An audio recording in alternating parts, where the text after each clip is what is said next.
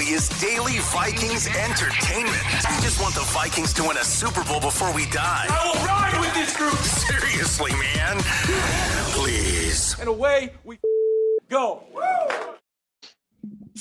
Good morning. You know, guys, I was so excited for a noon kickoff yesterday. I was feeling it. The Vikes are back at the bank. They're coming off the bye week. I was feeling good. And I'm like, and a noon kickoff. We haven't had one of those in what it feels like forever. Actually, we haven't had one of those, I don't believe.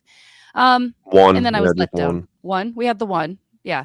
Then I was let down. Another L in the books for Minnesota. They fall to the Philadelphia Eagles, 28-22, fourth in the NFC, 3-3 record. I'm Jessi. He's Jason. He's Leighton. This is Purple Dailies Before I Die. Good morning. Welcome. Hello. How are we feeling today, guys? Good morning. Nothing is good. I'm kidding. Life is more than yesterday, but my goodness, the vibes in that stadium were, I've never heard Vikings fans get so mad at their own team before. Really? Yeah. Really? Look, I mean, you could watch some of the clips I posted on Twitter. I didn't even realize in the moment some of the audio in the background of what people are yelling, but some colorful language that I never really have heard too often. I've heard boos, things like that, but some of the things, even in the first quarter, people were saying towards our offense in particular were pretty funny. I mean, it warranted though, right? Like defense felt optional for the Vikings. They allowed 316 passing yards to Jalen Hurts, who had a perfect QB ranking, which my fantasy team particularly enjoyed. But that aside, the Minnesota Vikings did not perform well. Red zone woes. I want to start there, Leighton, with the red zone. 1 of 6 with the Jordan Mason touchdown, which that's a whole other issue, is not utilizing Mason, in my opinion, also on my fantasy team. Wentz went 6 of 13, 46 yards, and had 2 sacks, plus so many mistakes inside the 20, including the intentional grounding. How bad and awful was this, and how do we absolutely immediately fix that? I mean, that's where the game was lost. I mean, there in the trenches, because in order to beat teams like the Eagles, in order to beat teams like the defending Super Bowl champs, you need to score touchdowns. And I think it was honest. I don't think you can point your finger all at one thing. I don't think it can be Carson Wentz. I don't think it can be the play calling. I just think it was a mixture of everything. My biggest gripe with the red zone was the Vikings couldn't finish drives in the red zone last season because they couldn't run the ball. The offensive line wasn't good enough. So the Vikings went out and got Will Fries. They got Donovan Jackson. And I know you're down a center in Brandell, but I would love to see those guys get the opportunity to punch it in the red zone. And we've seen that this season. I mean, we've seen Jordan Mason punching it against the Browns 2 weeks ago now in a big score. We've seen it happen before. I want to see those opportunities present themselves. But then at the same time, you know, the play calling with the fade to Justin Jefferson, that's a ball he catches 99 out of 100 times. Like, that's just something he has to come down with, and those are winning plays. And although that play didn't work, it's like, you know, 2nd and 1 from 5-6 yard line, it feels like you should run the ball there at least one time and not leave it into the hands of Carson Wentz, who threw the ball a lot, and it's, you know, he has to throw the ball when you're losing. But at the same time, I would love to see those guys up front get an opportunity to finish the drive off. Yeah. Jason, what are your thoughts on just the red zone and the offense as a whole really struggling behind Carson? I mean, here's the thing. I think if you're doing the pie chart of blame, I think you have to put like 60% of it on Wentz, because there were winning plays. There were touchdowns. That throw to Addison on the sideline was a touchdown. Right. If he hits him in stride and doesn't make him have to stop, turn around, adjust, and kind of fall over for it. You had the weird Hawkinson catch, no catch touchdown, which being at the game, obviously it's hard to see, but I still can't 100% figure out exactly just because of the camera angles. I will say at home, the replay, it was the right call, right? Yeah, I like, think it was so. Kind of it's just here's the thing though, is I just asked the NFL to be consistent with that, because we've seen those plays be called as catch, and we've seen them not be called a catch. So I think that's where the frustration comes from. I saw people posting multiple examples of almost the exact same play being kept as a TD, but the intentional grounding, you had CJ Ham wide open to the left. Carson Wentz is staring at him, and people said, well, somebody on the D line is going to swat it or pick it. Like, float it. You float it to the guy and trust him to turn up field. You can't, he'll get hit. Well, maybe, but that's football. You take the opening, and I think CJ Ham as a fullback in the pass game knows if he has a ball come his way, he's probably going to get hit. I don't think he's shocked about that. Guys were schemed open. I think anyone saying, oh, KOC called a terrible game, I think he called a lot of smart plays. I think there were plays there. And I think, people are saying, well, Wentz had a bad start, but he was excellent in this. I saw people say he was excellent in the second half. Most of his yards, came from a mix of just the sheer amount of volume, but also a lot of those short plays ended up getting big yardage. I think it was a screen to Jefferson on the right side. He ended up taking that way downfield. Jefferson's first catch, people have been yelling about a slant. I think he took a slant 15 yards, right? So the biggest thing for me with KO is just getting away from what's working and outsmarting himself at weird times. I think 80-90% of the play calling is great, and then he just tries to get cute at odd times. Mason, had 15 yards, something like that in the first half. When he did get the ball in the second half, other than the direct snap, which was a great play call and design, he was running the ball outside like it was Aaron Jones. That's not what you got Jordan Mason for, right? So it's just don't overcomplicate things. And I think between the 20s, the team, for the most part, when Wentz wasn't dive bombing it, was doing pretty well in the pass game. There were opportunities. I just think at the end of the day, Wentz indecisiveness and inaccuracy is what cost us the game. I think if he hits a couple of those throws, specifically that throw to Addison, and to Leighton's point, if Jefferson brings in that catch he usually does, we win this game. I mean, that's the Carson Wentz experience at its finest. I mean, that's just what he's been doing his entire career. He'll be good enough to keep you in games, and then, there's a couple big plays that he'll mess up on, and that's why you'll lose the game. And not saying it's fully on him. I mean, the defense played a big role too, but it's like, yeah, you missed, 2 possible touchdowns, maybe even more after you look back at it. So I will say it is beautifully poetic for Carson Wentz to throw a touchdown to the Eagles in US Bank Stadium and to right some wrongs, Brutal. I mean, I was not thrilled with Carson Wentz's performance. I want to talk about Jordan Mason, not just because he's on my fantasy team and because I need more points and more utilization of him, but do you like the way that they're deploying him, Leighton? Do you feel like he needs to be in the mix more? Are there certain situations when they are short that they shouldn't be passing and they should be looking at Mason? Because as Jason said, you signed him for a reason. You gave him this contract for a reason, and it just feels like they're not fully utilizing him, I think, in certain situations that they should be. Yeah, I just think it's the deep red zone that he needs to get more touches in. And I don't know if it's KOC having, flashbacks to last year of just totally writing off the run game when you do get inside the red zone. And it almost felt like wasting a play last season when you would run it in the red zone, because it almost never worked. So I don't know if he's still trying to get that out of his head, but I feel like Jordan Mason's been utilized fine. And kind of like Jason said, between the 20s, the offense was moving the ball. I mean, we had a lot of yards, over 400 yards of offense. It's not like this team was struggling to move the ball downfield.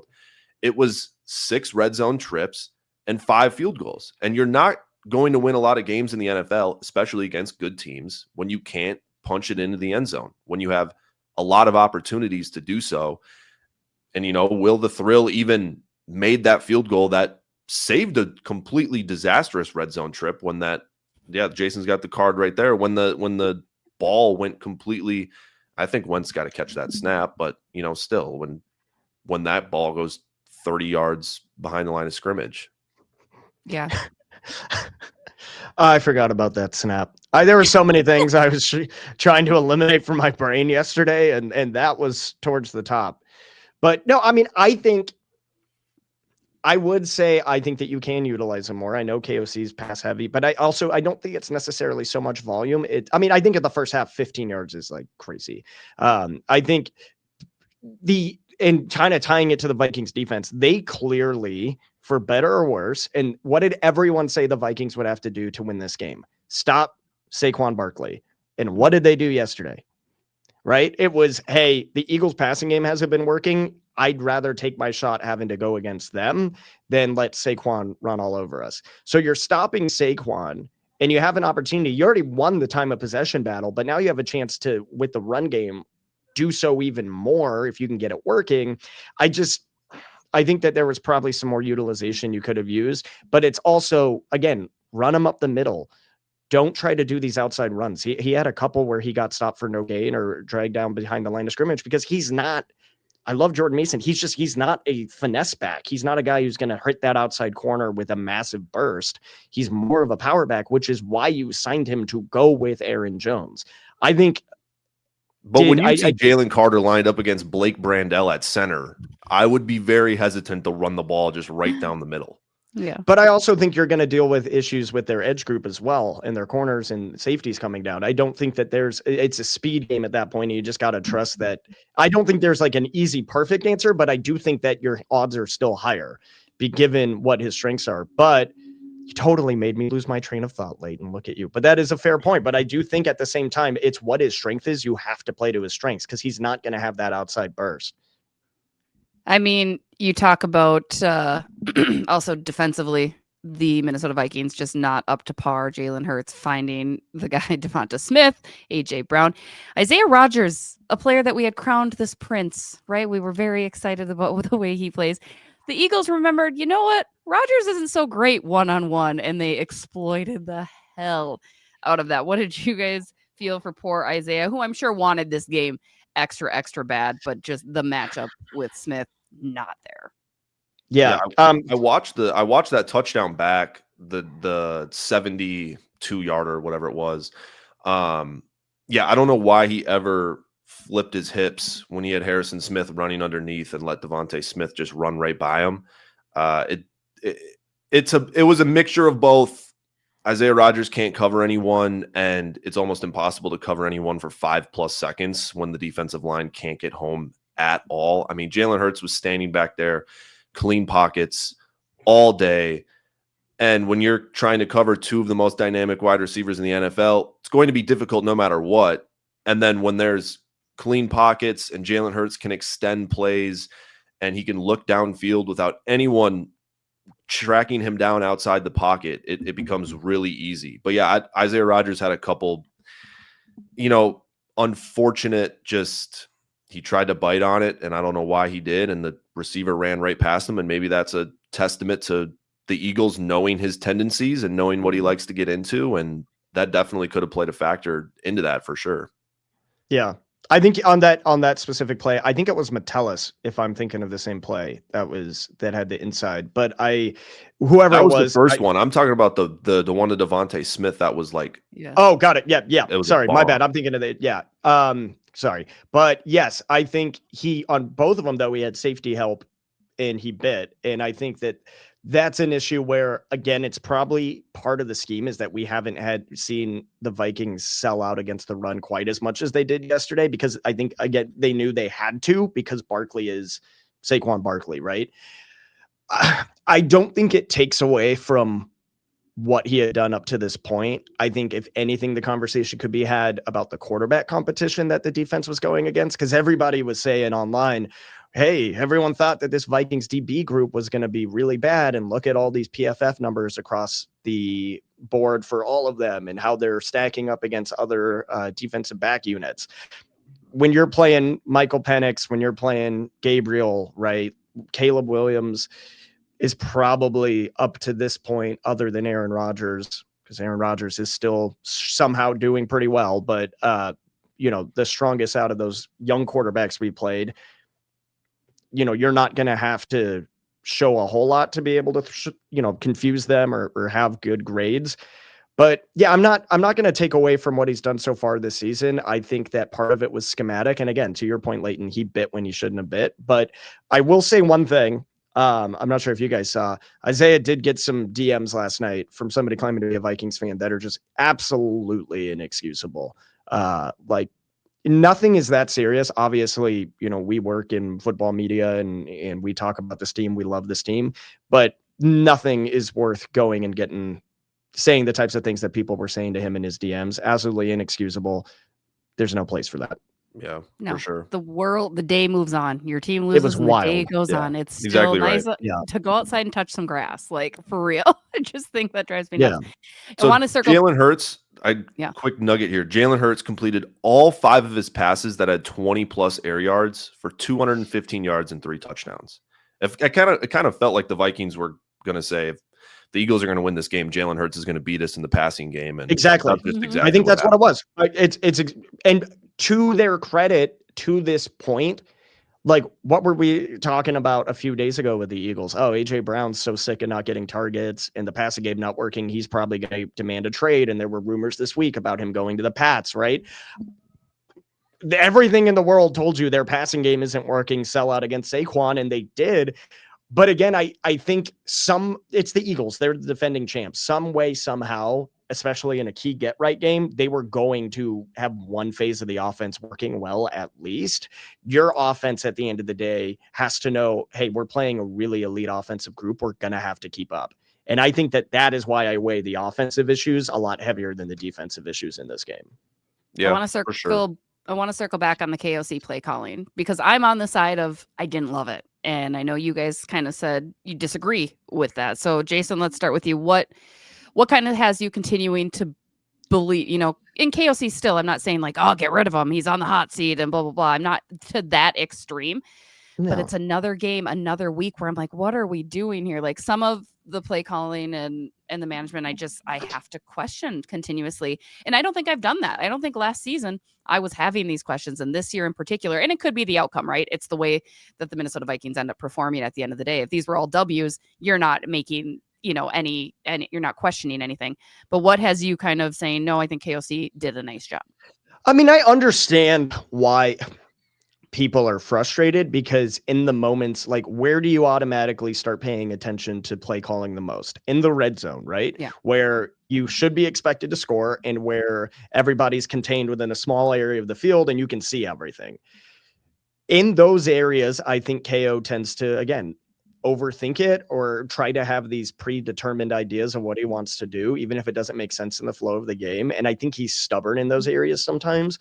But I think to say that is ignoring how successful the team is getting the ball to the red zone in the first place. We joke about the 5 field goals yesterday, but you don't get those field goals if you're not moving the ball at all.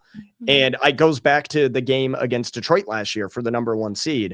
A lot of people were questioning KO's red zone play calling, but when you look at the film, you saw guys open all day. You saw Darnold missing guys. It's largely that individual performance from Darnold is probably why he's not back here, even more so than the Rams game, because you had wide open guys. If you look at yesterday, especially Jordan Addison, you're seeing 2, 3, some people even said 4. I haven't watched the film fully yet. Possible touchdown plays for him alone. KO is scheming guys open. At the end of the day, if the quarterback is not executing, whether it be Wentz, whether it was Darnold last year, or whether McCarthy or Brosmer play Thursday and they're not doing it, it's hard to put the blame on him. Now, if anything, you could talk about coaching your quarterbacks and having them be prepared for those moments.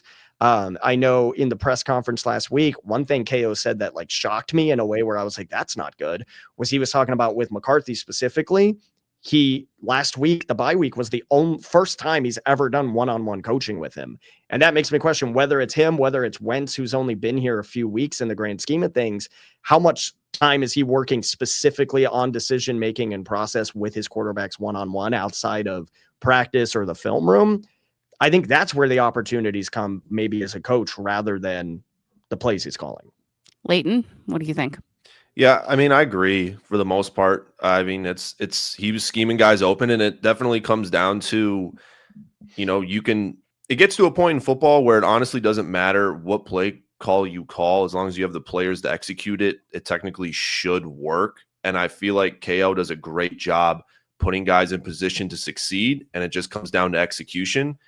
And sometimes when you have poor quarterback play, like Carson Wentz, who is not shying away from poor quarterback play in his career, that's just kind of what happens, especially in the red zone.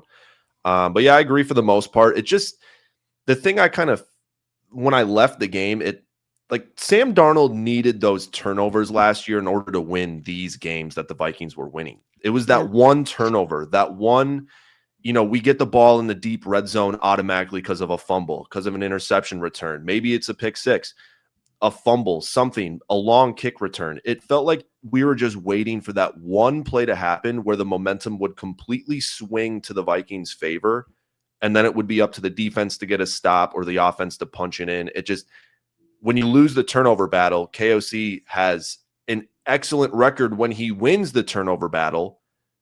And then when you lose it, I mean, you can look at the history of the NFL. When you lose a turnover battle, you're not going to win a high percentage of games. And it just felt like I kept waiting for that one single play to just completely flip the momentum to our side. But it just felt like we couldn't get it. And those were the plays we were getting last season. I mean, no Cam Bynum, man. 3 interceptions against the Jags and we won, and you're playing the Jags, but it's like we just needed that play. It's been 3 games since we've had a turnover. Right. Defense. That's the thing. And when you spot the defending champs 7 points on the 3rd offensive drive of the game, it's going to be hard to win. It's going to be hard to win. We got some comments. Crazy. Go ahead. I was just going to say, I mean, that's like, I think obviously Van Ginkel being out and his ability to disguise and bring pressure, like that's a factor, but you can't go 3 games without a turnover. No, not at all. Creating a turnover. And whether that's forcing a fumble, whatever it is, like that is, and I think to your point, Leighton, it was a strength of this defense last year. Byron Murphy led the NFL or was close to the lead for interceptions, right? I know he's leading at one point, and then you had Bynum going off, and we were aware that that safety room would look a little different in their functions this year with him gone. But you have to do that, and you also have to sack the quarterback, which is something we have not done you need this to create year. Chaos. You need we to create don't chaos. We don't have the chaos. We don't have the chaos factor, and maybe part of it could be. I know Saquon commented on it to AJ Brown yesterday. He couldn't believe that Metellus was in coverage on him on that touchdown.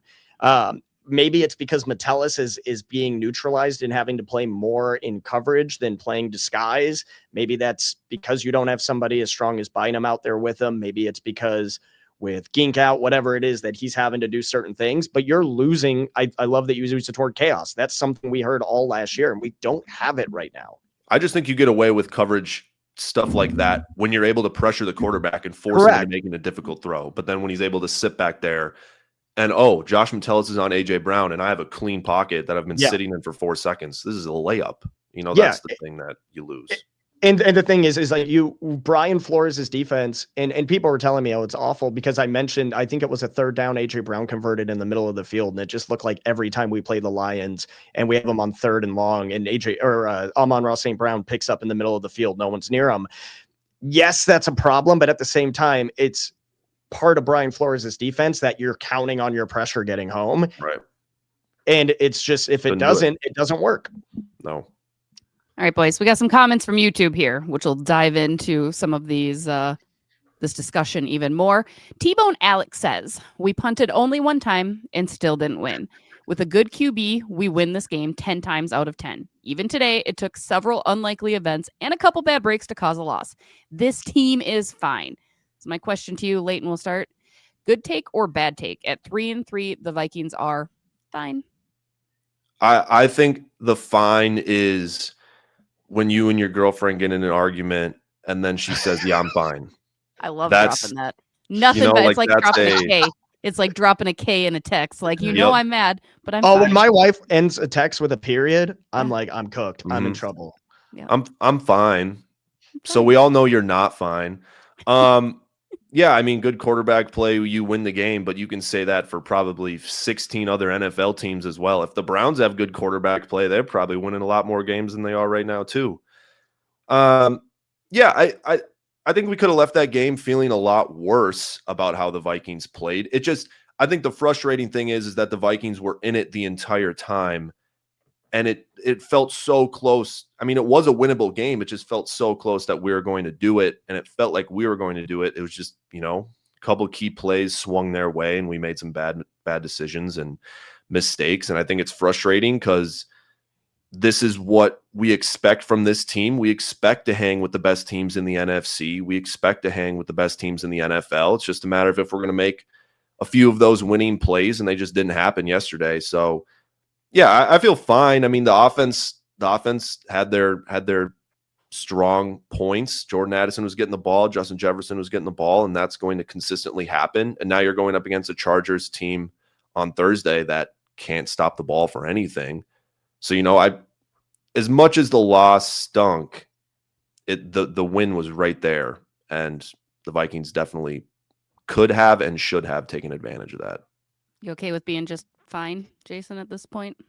I don't think we're fine. I mean, look, I'm one of the more optimistic people on the planet. I think Leighton we need to bring you down to our level. Too. Like you still no, Okay.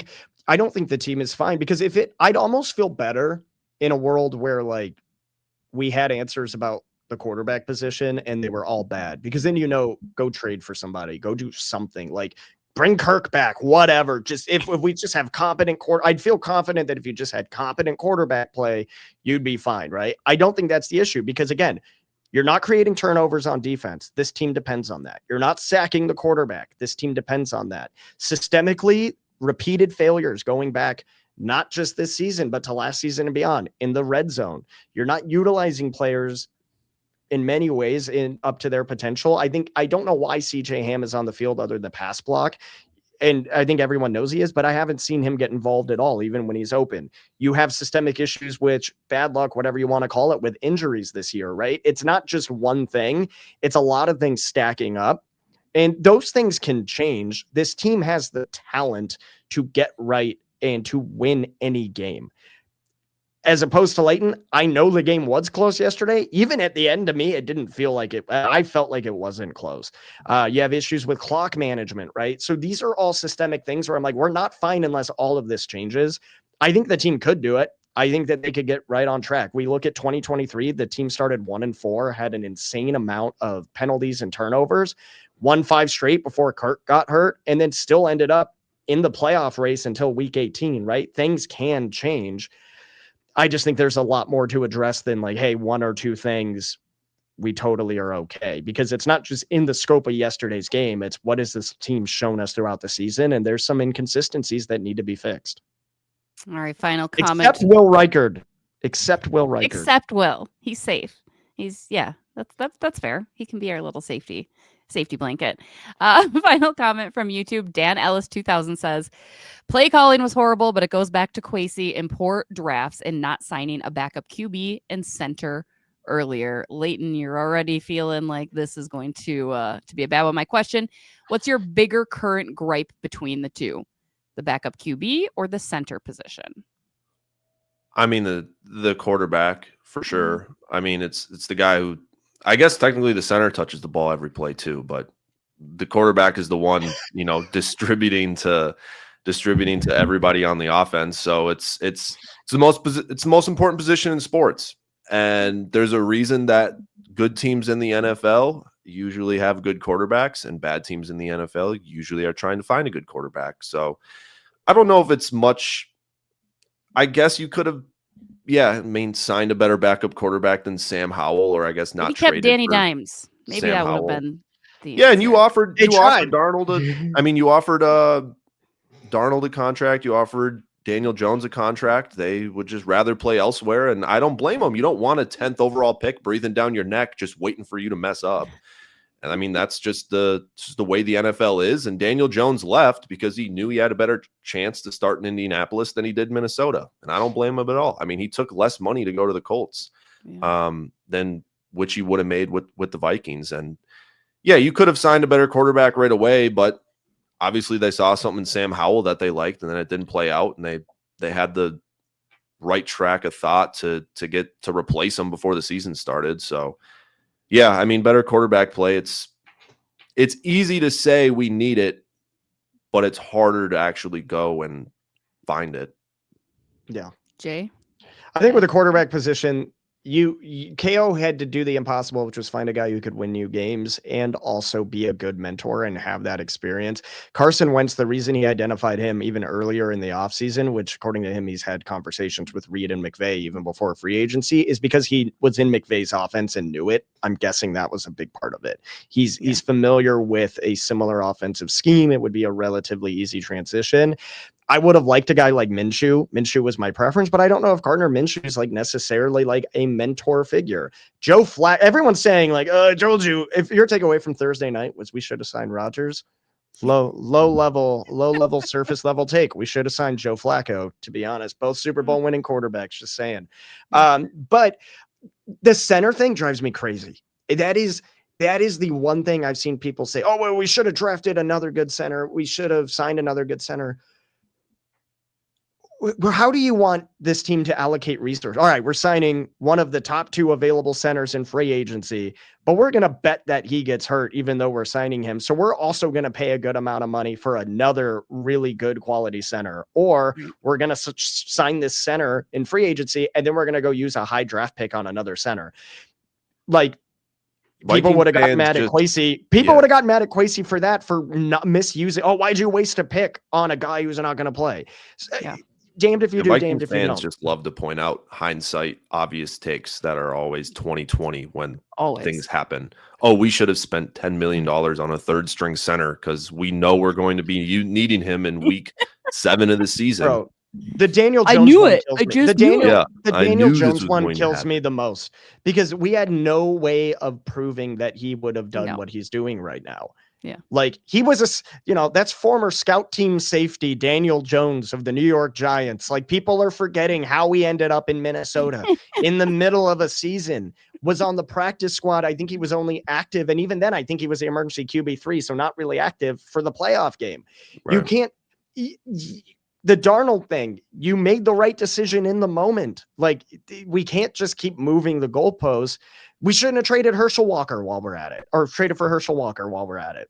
Right. Probably should have signed Sam Hartman. I know. Like, I've been screaming this. Brett Favre shouldn't have thrown across his body in 2009. Right. Like, it's all the same thing. Yes, the team is where it's at, but I think that they handled people calling the free agency class a waste of money. If they didn't sign those players and they were available, the same fans would have been mad we didn't address needs. Yeah. Yeah, I think you're signing backup quarterbacks, and then when backup quarterbacks get in the game, they make backup quarterback decisions and plays, and it's like you can't sit here and be surprised. When Carson Wentz throws a pick 6, I can't believe Carson Wentz just made a bad decision. It's like, dude. The most obvious thing, the reason because he was available. Now the fan base, even the people who hate on McCarthy for the most part, are being like, just let the kid play, whatever. We have nothing to lose. Yes. Now that everyone's done with Wentz, the most obvious script ever is that McCarthy's not healthy. Wentz plays on Thursday, throws 4 tutties and 350. That is the most obvious scripting I have ever seen in my life. And then we get 10 days to talk about it. 10 days. It's the most predictable. That's my write that down. Carson Wentz will, if he starts Thursday, will have a very good game. And the fan base will once again be more torn than they ever were. Well, we will find out soon enough if that comes to fruition. We're going to wrap this week's episode of Before I Die up with my Before I Die. Before I die, I will have a streamlined train that goes from the Twin Cities up to International Falls. Why? Because it benefits me, and that's just a very selfish want. My mom lives in International Falls. It is a 5-hour drive, which I love making because I love my mother. But with 2 children, it would be so nice to have just a train ride up. You know what I mean? Just a little, bring trains back. Make trains cool again. I think it's about time. We went on one last week in Duluth for the nature train tour. Definitely oversold. We have beautiful view of Lake Superior, but then it was just like Dollar Generals in like sports bars on the left side. Wasn't super scenic after all. But we got free drinks, so I guess worth it in the end. Win-win. See, I'm just looking for a way to keep my children entertained without having to like turn around and almost crash because I'm yelling at them or clean up the mess in my car. Like again, completely selfish reason. But I think people would like it. So before I die, we'll get a train from the falls they do have you can take a plane though. My friends have done that before. There is a flight that goes in and out of International Falls from the Twin Cities. Little private charter. A little puddle jumper. Yeah, it's pretty nice for those that can afford it. Apparently gotta ask Phil for a raise in order to be doing that. Yeah. So that's going to do it for this week's Before I Die. We will be back next week, as always, on behalf of Leighton, Jason, Ross, and AJ, who also helped out today. You guys are the best. And Skol Vikings in Hennepin.